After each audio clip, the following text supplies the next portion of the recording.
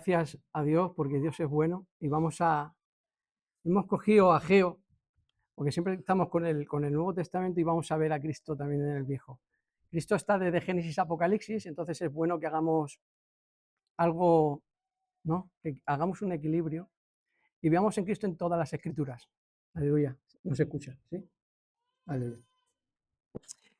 Y hemos leído a Ageo, ¿vale?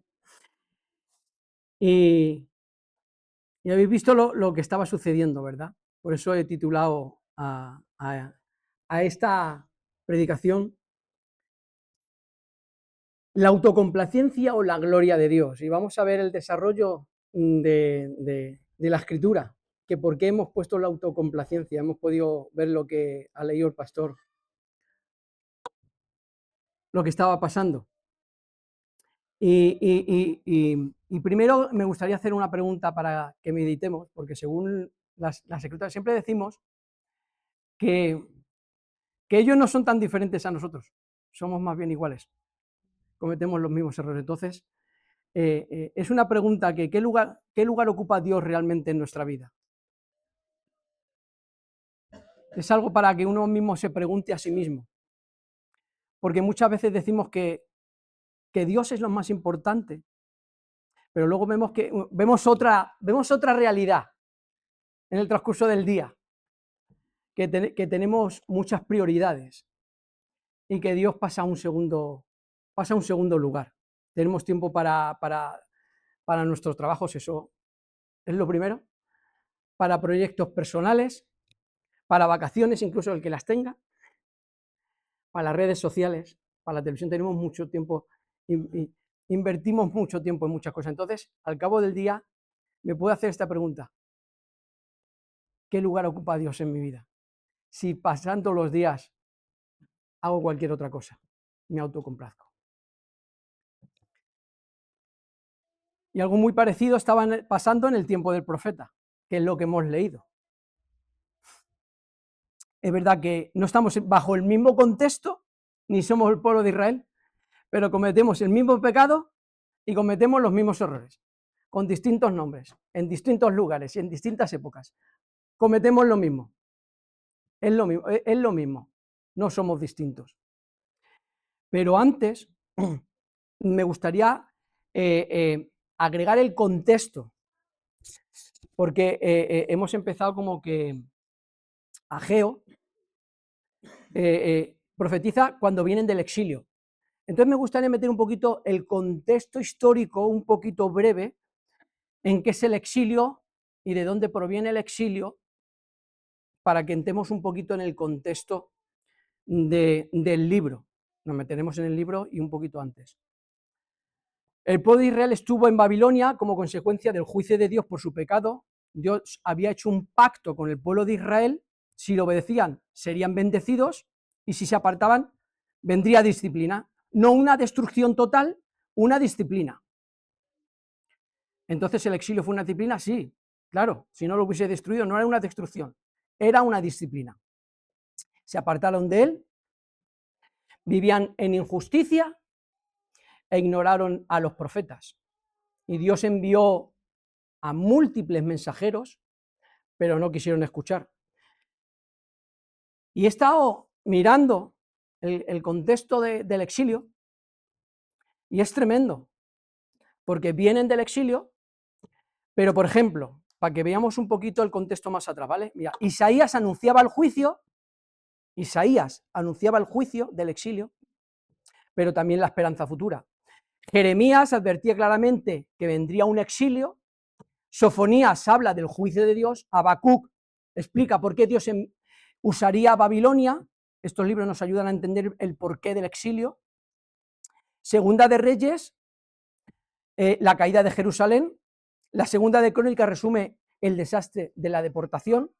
Ezequiel, Dios habla al pueblo en el exilio. Daniel, la vida en medio de una vida fiel en medio del exilio de Babilonia. Esdras, el regreso del pueblo y el comienzo del templo, y aquí aparece Ageo. Imaginaos el recorrido y el contexto que tiene el exilio, del cual ahora vamos a hablar. Es cuando Dios habla para terminar lo que dejaron a medias. Ageo es cuando ya está todo medio hecho. Pero teníamos que entender un poquito y de dónde venía el exilio.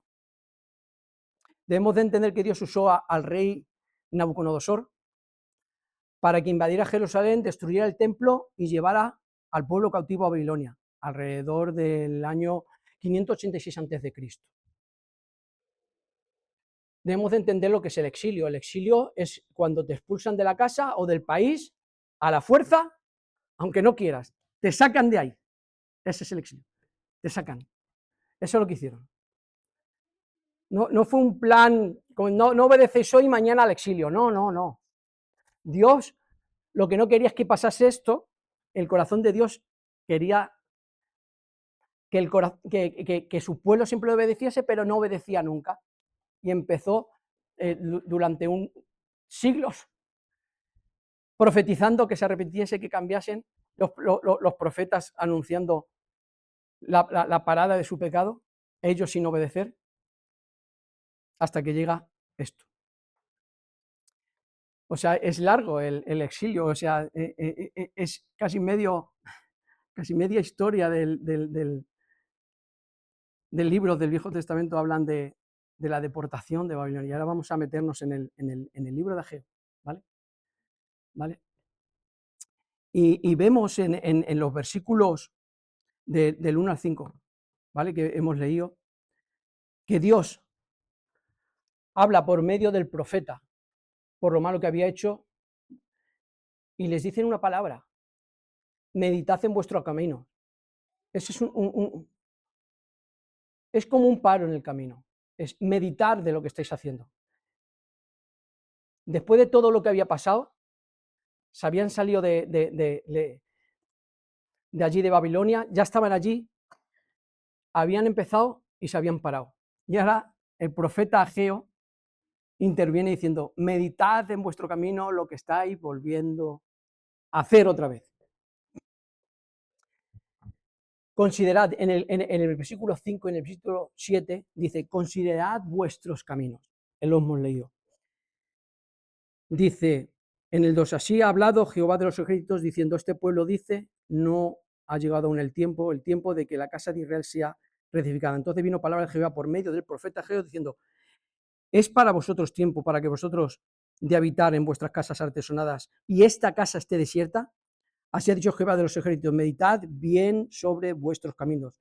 Sembráis mucho y recogéis poco, coméis y no os saciáis bien, y no quedáis satisfechos, os vestís y no os calentáis, y el que trabaja a jornal recibe en saco roto. Dios está diciendo: volvéis a caer otra vez. Meditad sobre vuestros caminos.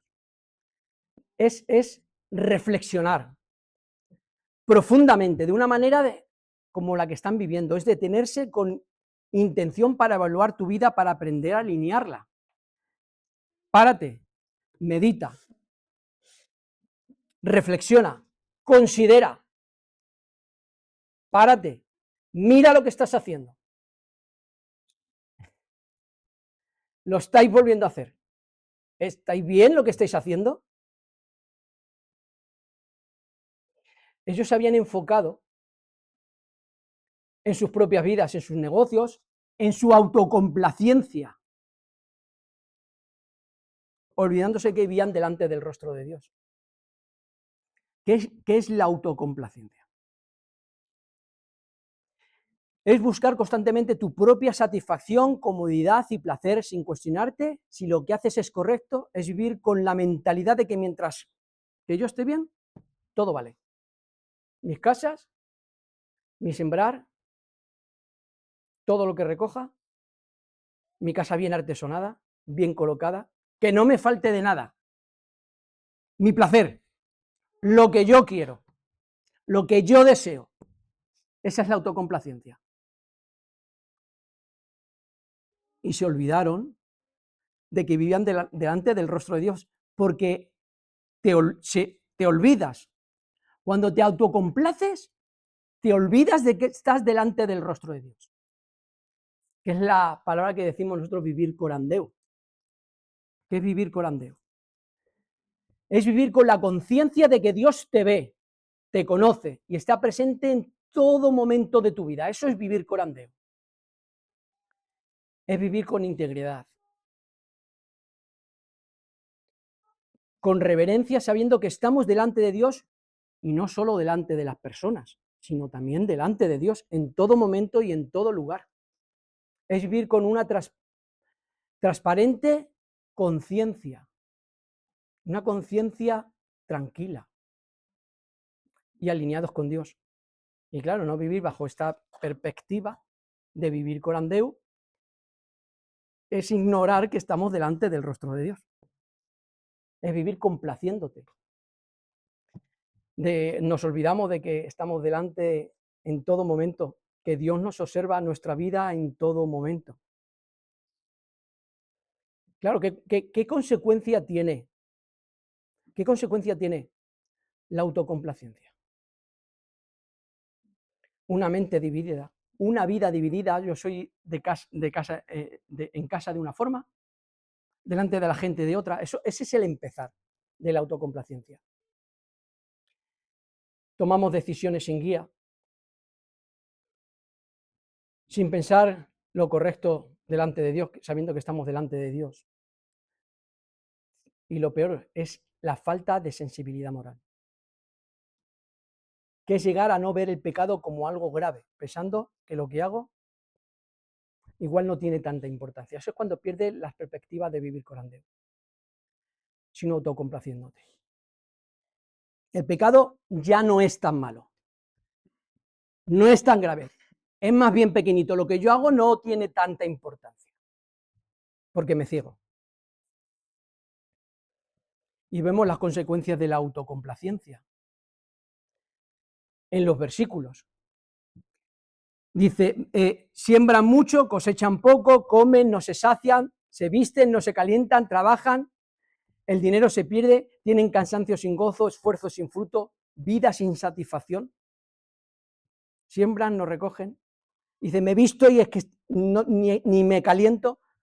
Esas son consecuencias que llegamos a pagar por satisfacer nuestros deseos, por satisfacernos nosotros. Lo estamos viendo en este pasaje. ¿Qué es lo que les estaba pasando? Se autocomplacían, veían la necesidad. No digo que no había una necesidad de su casa, pero no tomaban la prioridad. Dejo el templo, dejo lo santo, dejo lo que Dios quiere y me voy a edificar mi casa, a donde duerman los animales, voy a sembrar, voy a cosechar una buena cosecha, voy a comprarme una buena ropa para el invierno y el templo, pues, ¿para qué? Vemos cómo esto no es casualidad, es consecuencia de vivir autocomplaciéndose, porque somos responsables ante Dios. Dios nos hace responsables ante todo lo que hacemos. Dios manda a edificar el templo y que tengan un camino de enfoque en sus prioridades, porque vemos el resultado de vivir para nuestra propia gloria. Ya hemos visto de todos los que le pasaban. No se saciaban en nada, tenían una vida que no se saciaban ni cuando comían, no les saciaba la comida. Y ese es el resultado de la autocomplacencia. Dios había elegido a Israel, había hecho un pacto con ellos y ellos quebrantaron el pacto. A ver, ¿qué pacto hicieron? ¿Qué pacto hizo Dios? En el monte del Sinaí hizo el pacto.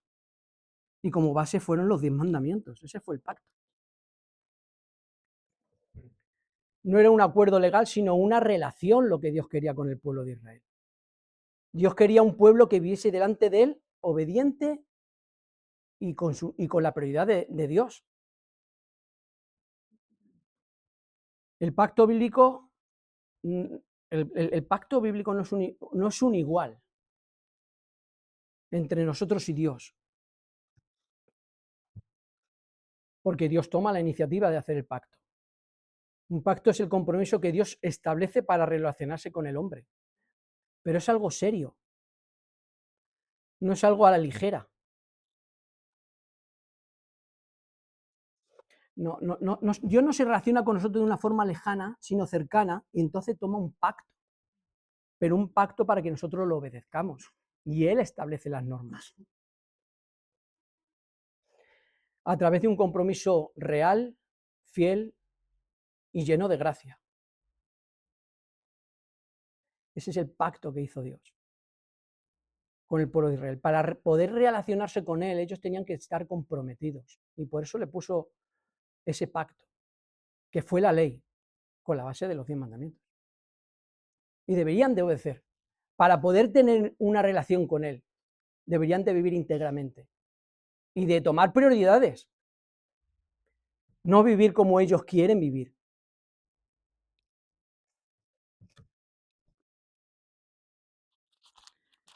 Vemos hemos visto sobre el versículo, hemos visto ya la autocomplacencia que tomaron, las circunstancias de la autocomplacencia, cómo si por autocomplacerse, por ver su propia necesidad, toman la prioridad de ellos mismos, su casa, sus familias, su bienestar, abandonan lo santo, abandonan el pueblo y lo abandonan todo por autocomplacerse. Vemos la autocomplacencia, lo importante que soy yo. Y lo segundo, y lo santo, ya ni me acuerdo, porque yo tengo mi prioridad. Vemos hemos visto el desenlace en los versículos, las consecuencias de tomar esas decisiones, las hemos visto. Y en el versículo, sobre el versículo 12, dice: yo, Zorobabel, hijo de Salatiel, y Josué, hijo de Josadat, sumo sacerdote, y todo el resto del pueblo, la voz de Jehová, su Dios, y las palabras del profeta Ageo, como le había enviado Jehová su Dios, y temió el pueblo delante de Jehová. Entonces Ageo, enviado de Jehová, habló por mandato de Jehová al pueblo diciendo: yo estoy con vosotros, dice Jehová.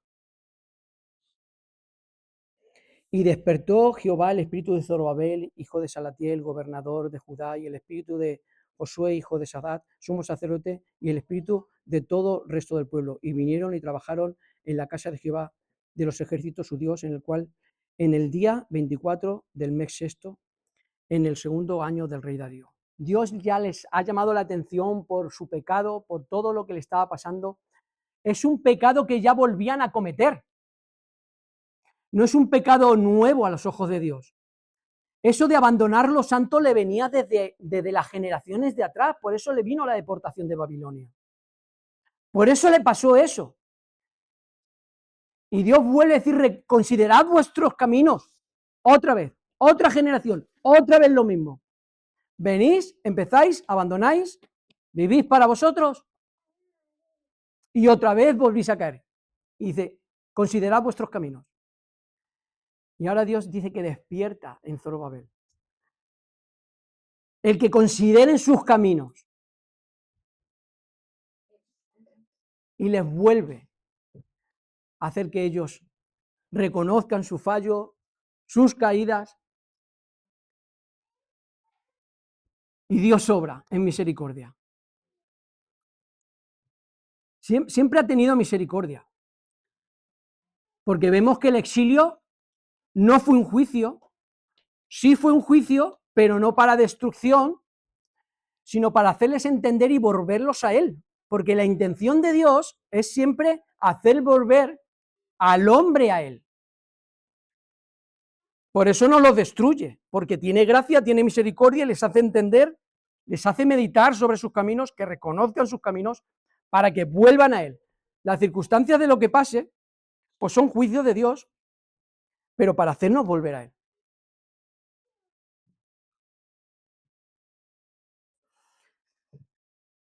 Vemos cómo obedecen, porque Dios obra en ellos para despertarles en ellos el reconocer su fallo, el decir: tiene razón el profeta, tiene razón Dios por medio del profeta, empecemos a reconstruir el templo. Y entonces cuando empiezan a decir el templo, dice: yo estaré con vosotros. En verdad nunca les abandonó.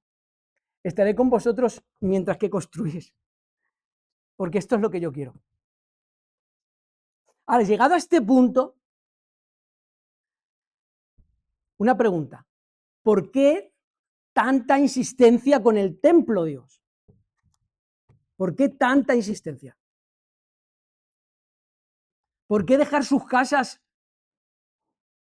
donde viven, que estaban destruidas? ¿Por qué tienes que olvidarte de todo? Y primero es el templo. Porque el templo representaba el templo representaba la presencia de Dios en medio del pueblo. Era el lugar de adoración. El problema no era un edificio, el problema era que el corazón se había alejado de Dios. Ese era el problema. Dios no era la prioridad. Yo soy la prioridad. Mis necesidades es mi prioridad. Pero Dios me dice, construye el templo. Construye el templo porque es el sitio donde se adora. Es el sitio donde yo habito para habitar en medio de vosotros. Claro, si no hay templo, ¿cuál es la consecuencia de no ir al templo? No cumplían con los sacrificios. Dejaban de entender el porqué de los sacrificios. No había arrepentimiento. Perdían la comunión y el temor a Dios. Todo porque no había un templo, no había sacrificio. Y si no hay sacrificio, me da igual, no puedo sacrificar primero yo. ¿Los sacrificios para qué? Dejan de entender el concepto del sacrificio que Dios había levantado. ¿Qué fue? ¿En Éxodo? En Éxodo levantó en Génesis levantó los sacrificios por medio de la ley, que hubiesen sacrificios. Claro, para el perdón de los pecados, porque el sacrificio lo llevaban con un corazón de arrepentimiento. Alguien tenía que morir, moría el animal, y a través del arrepentimiento y la muerte del animal que Dios ha levantado, que había levantado la obra del sacrificio, pierdo el templo, pierdo los sacrificios, me olvido del arrepentimiento, me olvido de todo, y Dios no está en el medio de nada. Todo por el templo, porque perder el templo tenía un significado. Vuelvo a decir, no era el edificio, que sí, porque era el templo que Dios había dicho de que se levantase y Dios habitaba allí, y allí donde se hacen los sacrificios. Era algo grande, era un corazón desenfocado, era vivir para uno mismo, abarcaba demasiado, era la perdición de ellos, y como muestra, en no construir el templo. Ahora, hago otra pregunta. ¿Quién es el verdadero templo? Cristo es el verdadero templo. En Juan 2, 19, 21, dice, respondió Jesús y les dijo, destruid este templo y en 3 días lo levantaré. Dejaron luego los judíos en 46 años, fue edificado. O sea, luego preguntaron los judíos, dijeron luego los judíos, en 46 años fue edificado este templo y tú en 3 días lo levantarás. Mas él hablaba del templo de su cuerpo. En Colosenses 2:9 dice, porque en él habita corporalmente toda la plenitud de la deidad. En Juan 1:14, y aquel verbo fue hecho carne y habitó entre nosotros. La palabra en griego habitó significa literalmente que puso su tabernáculo, indica que Jesús es el verdadero tabernáculo o templo del Dios en la tierra. El templo era la sombra y figura profética de Cristo hasta que Él viniese.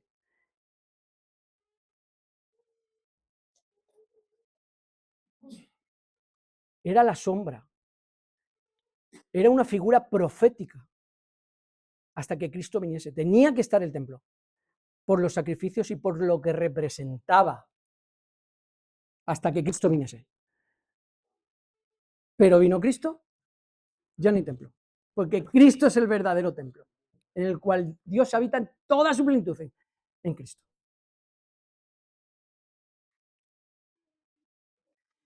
Y hoy Dios, igual que a ellos, nos llama a considerar nuestros caminos. He dicho que al principio no somos Israel, no estamos en aquella época, no estamos bajo ese contexto, gracias a Dios, no nos sacan de aquí, pero es el mismo pecado. Es lo mismo. La autocomplacencia de yo no es diferente, es lo mismo. Y hoy nos llama, igual que llamó a Israel a considerar vuestros caminos, nos llama a nosotros a considerar nuestros caminos. Lo mismo, considerad vuestras prioridades. Eso es lo que dice Dios en estos versículos para nosotros. Considerad vuestros caminos.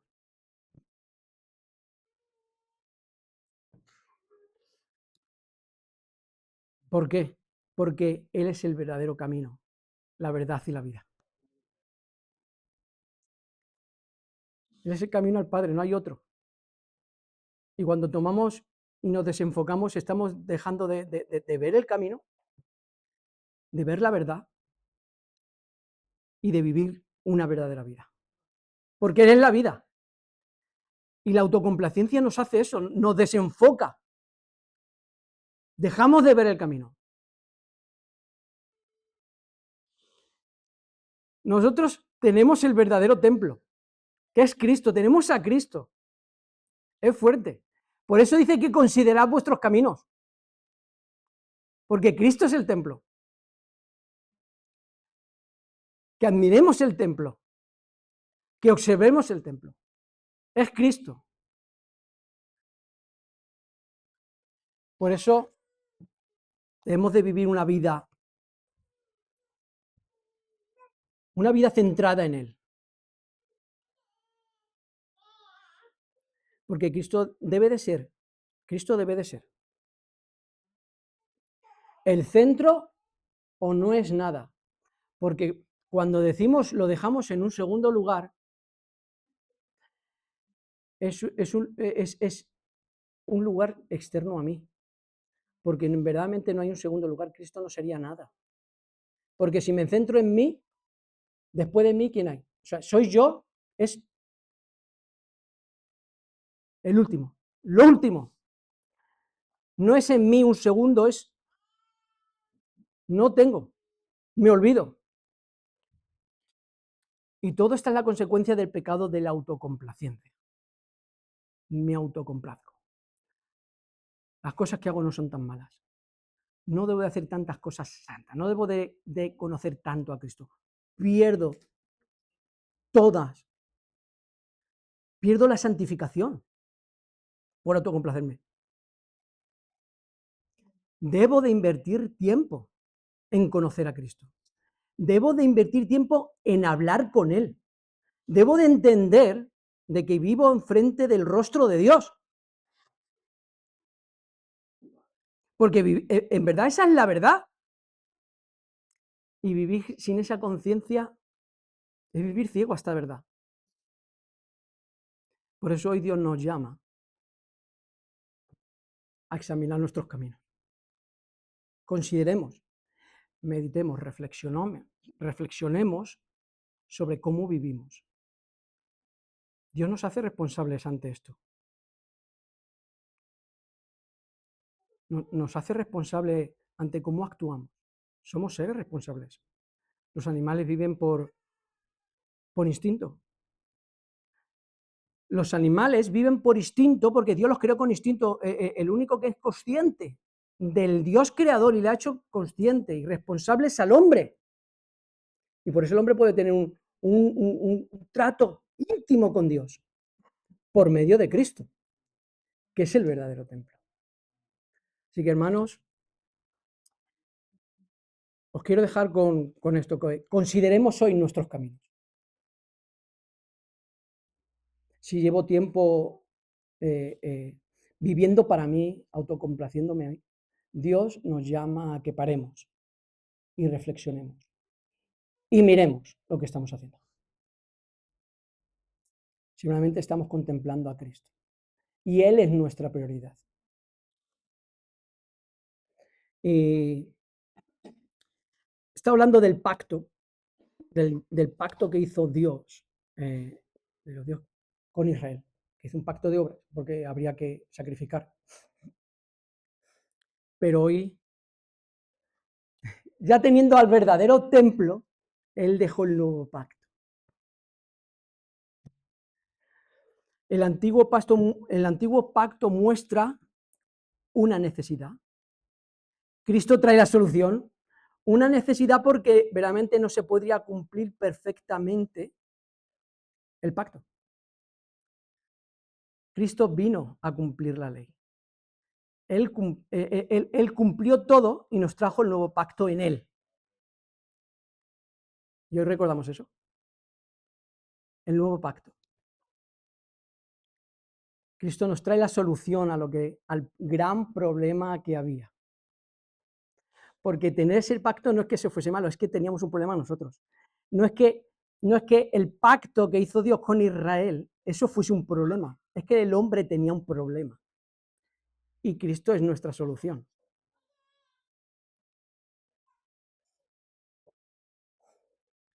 Cristo cumple perfectamente ese pacto y hoy nos acercamos a la mesa del nuevo pacto en Cristo. Y acerquémonos agradecidos, arrepentidos, pero agradecidos porque sabemos que en Él hallamos misericordia. Y que Cristo cumplió y solucionó el gran problema de no poder cumplir con el pacto. El pacto nos llevaba a Cristo. Y lo tenemos. Tenemos el verdadero templo, tenemos la verdad, el camino y la vida. Así que con esto, hermano, hoy os dejo con esta pequeña reflexión de que meditemos sobre nuestros caminos. Y hoy que tomamos el pacto, el nuevo pacto en Cristo, acerquémonos hoy, hermanos, agradecidos. Agradecidos por Cristo. ¿Vale? Pues eso os quería traer hoy en mis hermanos y daremos a Ageo 2 porque tenemos que ver cómo se desenlaza o cómo continúa Ageo, porque tiene 2 capítulos. Este ha sido el primero y ha sido la motivación y el empezar por segunda vez del templo. Y ya veremos a ver cómo acaba próximamente en el capítulo 2. Que Dios os bendiga mucho, mis hermanos.